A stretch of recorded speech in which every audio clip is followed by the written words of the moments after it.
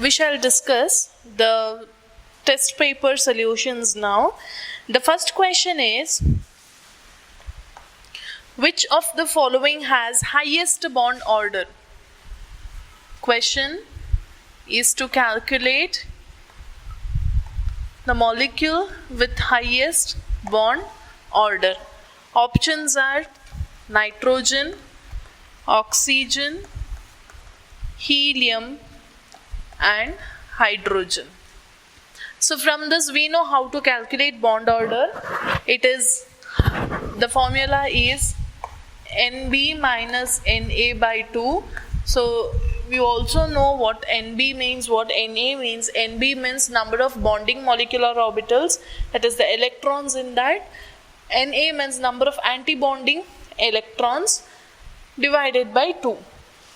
So if you apply for all these, you get to know that nitrogen 14, 7 plus 7 14, here 8 plus 8 16, here helium 2 plus 2 4, here for hydrogen 1 plus 1 2. In this you can write the according to molecular orbital theory, you can write the electronic configuration. I am going to roughly write you the final conclusion of which species show the value of bond order, species and their bond order. One is for nitrogen, oxygen, hydrogen, helium.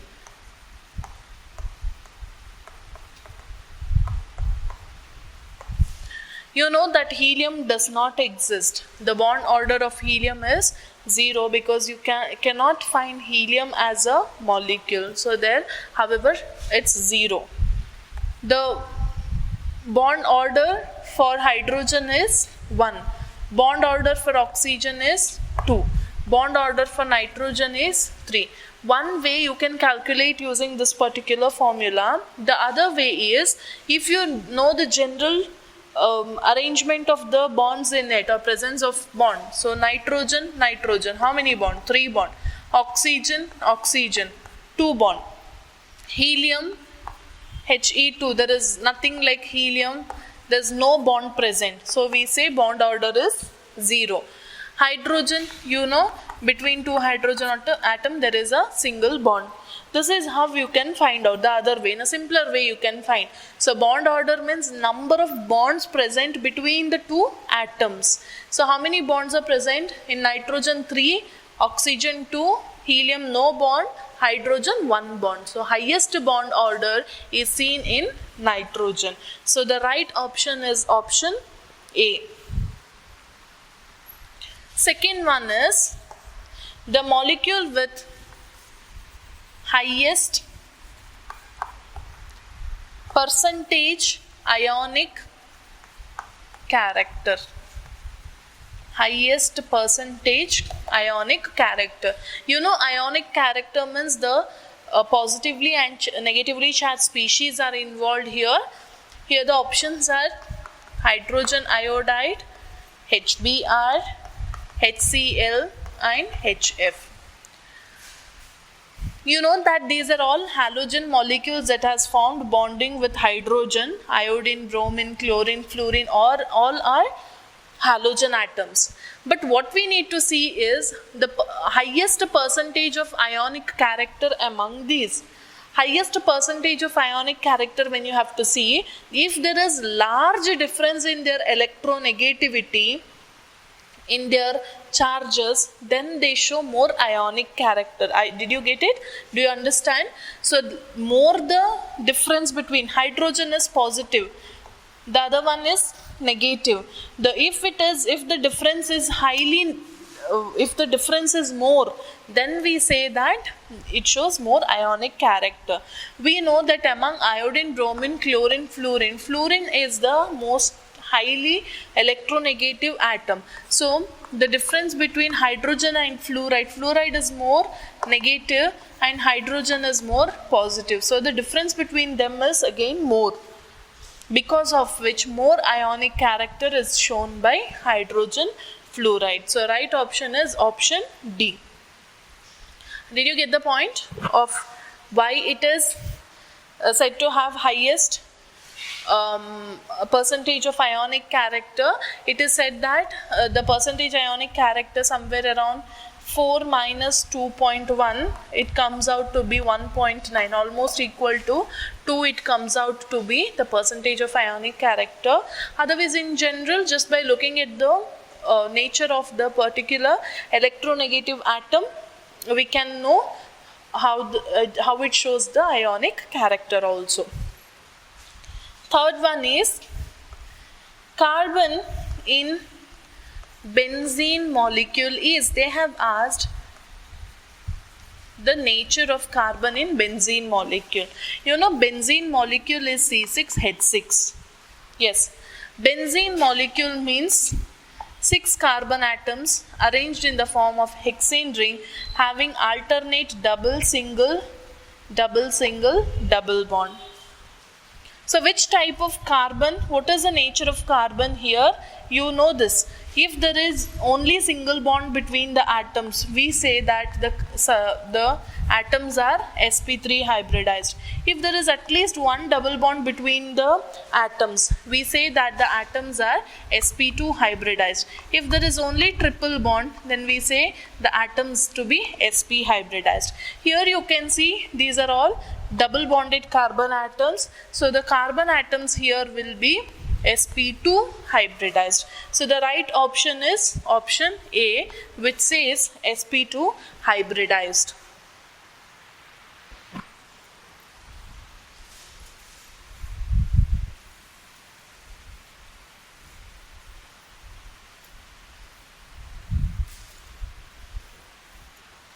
We shall see the next question, fourth one. A lone pair of electrons in an atom implies, that means what does lone pair of electron mean? A lone pair of electron means options are a pair of electrons, a pair of valence electrons, a pair of valence electrons not involved in bonding, a pair of electrons involved in bonding. Yes, it tells that it is a pair of valence electrons that are available for bonding. But what exactly does it mean when you say a lone pair of electrons? So we usually denote it this way, isn't it? Say in oxygen, if suppose this way we indicate, that means these are the electrons. They are valence electrons, but what does it mean? It means that they are available for bonding. They are not yet bonded. So the right option that we can go with is the option C. That is, it means they are pair of valence electrons which are not involved in bonding. So not bonded. Fifth one. Tetrahedral structure is formed by tetrahedral structure is formed by options sp2 hybridization, sp3 hybridization, dsp2, d2sp3 hybridization. When we say tetrahedral, we say methane has tetrahedral arrangement, isn't it? When we say methane has tetrahedral arrangement, you can see the hybridization, all single bonds are involved here, and the hybridization tetrahedral means 4. It must have how many? 4 hybrid orbitals. sp3, 3 plus 1, 4. So that is why it is sp3 hybridized. That is, tetrahedral structure is formed by sp3 hybridization. This comes under VSEPR theory, valential electron pair repulsion theory, where you can study about this.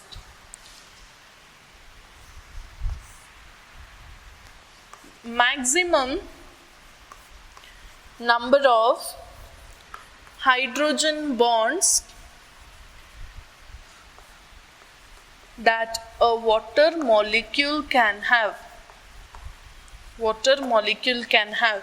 Now this is a tricky question where as soon as we see number of hydrogen bonds water molecule, we say it is 2, because we know the structure of water molecule is 2 hydrogen combining with 1 oxygen, and that oxygen has 2 lone pair of electrons, right? It acquires a bent shape. But the question is maximum number of hydrogen bonds that are possible. That are possible means 2 hydrogen bonds, however, hydrogen are already bonded. But there are chances that these lone pair of electrons also can add up to 1 more or 2 more hydrogen atom to form total of 4 bonds. So our answer must be 4. When they ask you that maximum number of hydrogen bonds a water molecule can have is 4. Otherwise, if they ask you number of hydrogen bonds water molecule has, it is 2. So right option is option B, which is 4. Option B, 4 is the right option. 7th one, the percentage S character. Percentage S character in hybrid orbitals in methane, ethene means CnH2n, C2H4, ethine, C2H2 are respectively. Options are given 25, 50, 75, 25, 33, 50, 10, 20, 40, 50, 75 and 100. The percentage of S character is asked. This is again important, of how much S character and how much P character you see. In sp3, sp2, sp hybridization. So here you see methane. Which type of hybridization? sp3 hybridization. C2H2 means 2 carbon with double bond, then 4 hydrogen. Which type of hybridization? You see double bond is present, so it is sp2 hybridization. C2H2 means 2 carbon with a triple bond having 2 hydrogen. Which type of hybridization the carbon has? sp hybridization. So we must see the hybridization sp3, sp2 and sp. And in this again they have asked you percentage of S character. How much S character, how much P character, we have studied about it. In your first year you have studied percentage of S character, percentage of P character. So percentage of S character that sp3 hybridized orbital has is 25%. So the remaining percent, that is 75, will be P character in sp3. Remember this. sp2 will have 33% of S character. Remaining is P character. In sp hybridization, 50% will be S character, then remaining 50 will be P character. So hope we are getting it. Here majority will be P character, here majority will be again P character, but here it will be equal S and P character. Now we must see that in order respectively they have given. That means methane, ethene, ethine. So 25, 33, 50. Which option do you have 25, 33, 50? It is option B. Option B has 25, 33, 50, which is the right option. Moving to the next question, 8th one. Which of the following is diamagnetic?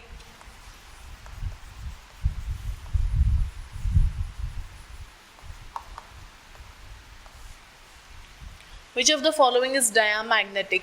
When you hear this particular word diamagnetic, means it should not have, that is, all paired electrons must be present. All electrons must be paired. Then you call it as diamagnetic substance. Options are given H2 plus O2 Li2 He2 plus, you can see H2 plus means it had 1 plus 1 2, in that 2 minus 1 1, only 1 electron it has. Oxygen 8 plus 8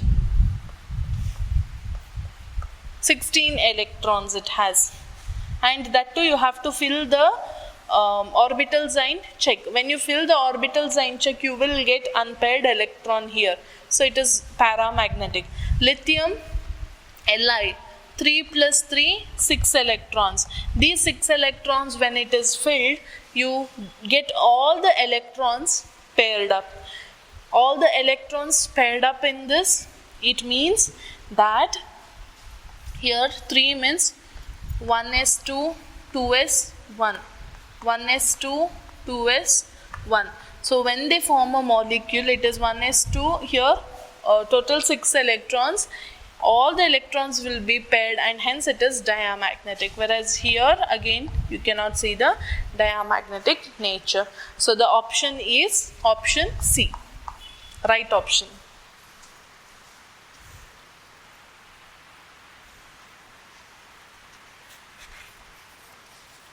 Next question.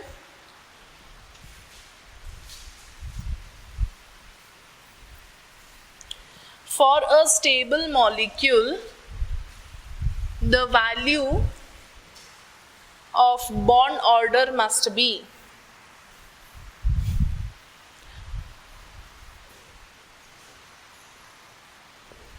ninth.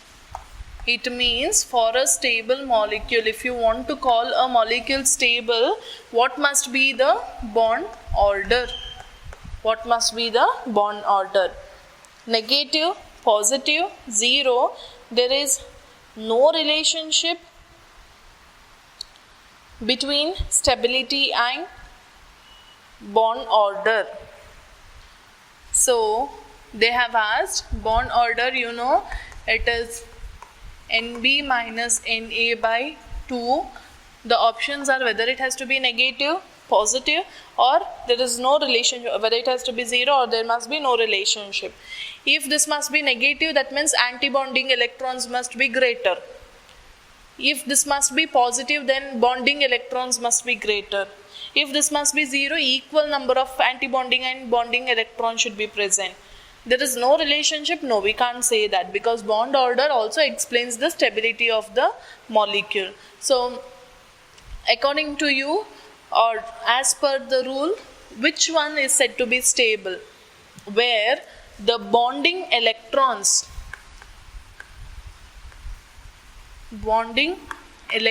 are more, then we say such molecules are stable. Wherever the bonding molecules are more, we say that the molecules are stable. That is why here always number of bonding electrons must be greater than number of antibonding electrons. If this is greater and this is smaller, that means which sign it will be? It will be positive. B is the right option here. Moving to the next question, 10th one. Malleability and ductility of metals can be accounted due to malleability, ductility, you know, the ability to turn the sheet, the metals in the form of sheets and in the form of wires. Malleability and ductility, we say. Whether it is in due to the presence of electrostatic force, the crystalline structure in metal, the capacity of layers of metal ions to slide over the interaction of electrons with metal ions in the lattice. It is not due to electrostatic force of attraction between positive and negative species. It is not due to crystalline structure again, but it is the ability. See, when a metal has to be given a shape of a sheet, or it has to be formed, it has to be converted in a form of wire. What must be the reason? It must have the ability that the layers must slide over each other, isn't it? If you have to hit it and make in a form of sheet, or if you have to make it in the form of wire, then the ability must be that the layers can slide over the other. So that is the right option, where it is option C, the capacity of layers of metal ions to slide over the other. 11th one, during the formation of chemical bonds, what happens? Energy decreases, energy increases, energy of the system does not change, or electron-electron repulsion becomes more than nucleus electron attraction. Okay. So when the bond formation takes place, what actually happens is the question. The question is whether energy decreases or energy increases, or whether the electron-electron repulsion will be greater than nucleus electron attraction. This is what asked.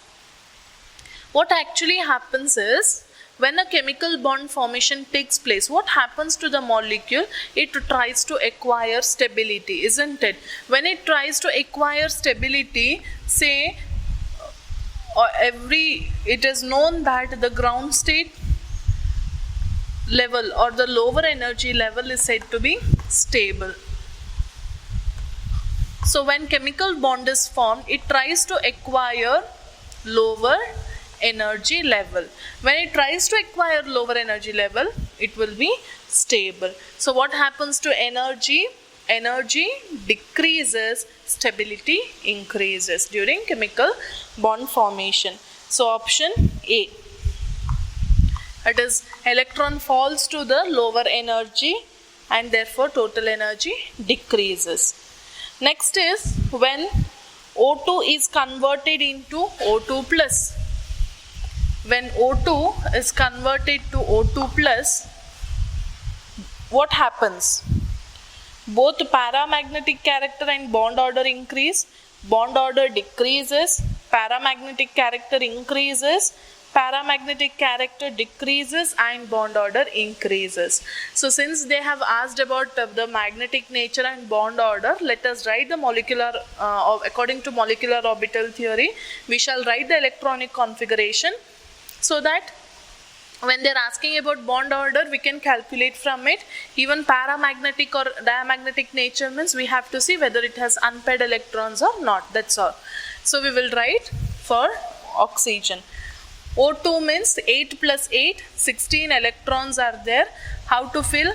Sigma 1s2, sigma star 1s2, sigma 2s2, sigma star 2s2, 2, 4, 6, 8. Then comes which one? Sigma 2pz 2, then pi 2px2, pi 2py2. So in total it is 4. Then comes pi star 2px1, pi star 2py1. So total it is 2, 4, 6, 8, 10, 12, 14, 16. 16 electrons are filled this way for O2. Let us see for O2 plus. O2 plus means what has happened? O2 means 16. Plus means 1 electron has been lost. 16 minus 1, 15. Now we have to fill 15 electrons. 15 electrons again same way. But here what happens? Instead of here again 4, but here it will be only 1. Sigma 1s2, sigma star 1s2, sigma 2s2, sigma star 2s2. You know that, right? Sigma 2pz2, here pi 2px2, pi 2py2. So total it is 4. Here pi star 2px, pi star 2py will acquire the last electron 1. Whereas here it was 1 plus 1, 2, but here total only 1, 15. Now if you compare, what can you observe compared to O2 and O2 plus? Here what happens to bond order? Bond order is half NB minus NA by 2. Here half bonding molecular orbital is 2, 3, 4, 2. Bonding means without star. 2, 4, 6, 8, 10. 10 minus antibonding 2, 4, 5. 10 minus 5 by, okay, 10 minus 5 since I have written half here. So 5 by 2. It comes out to be 2.5. Same way calculate for O2. For O2 the bond order comes out. What will be the bond order? Bond order will be half into NB is 2, 4, 6, 7, 8, 9, 10 minus 2, 3, 4, 5. Where is 1 is 2, 2 is 2, 4, 5, 6, 7, 8, 9, 10 minus 2, 3, 4, 5, 6. I'm sorry. Here it is 10 minus 6. So 10 minus 6 is 4. 4 by 2. It's 2. So what happens to bond order? Here it was 2. Here it is 2.5. So bond order increases. And what happens to paramagnetic nature? Paramagnetic character decreases, because here you have more unpaired electron. Here you have less unpaired electrons, because of which paramagnetic character decreases. The right option is option D.